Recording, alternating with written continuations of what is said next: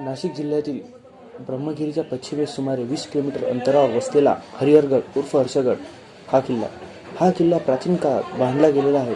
अहमदनगरच्या निजामशहाच्या ताब्यात हा गड होता. 1636 साली शहाजी राजांनी शेजारचा त्र्यंबकगड घेतला आणि त्यासोबत हा हरिहरगड सुद्धा घेतला. मात्र नंतर याचा ताबा मुघलांकडे गेला. पुढे 1660 मध्ये मोरोपंत पिंगळे यांनी हा गड जिंकून स्वराज्यात मोलाची भर घातली.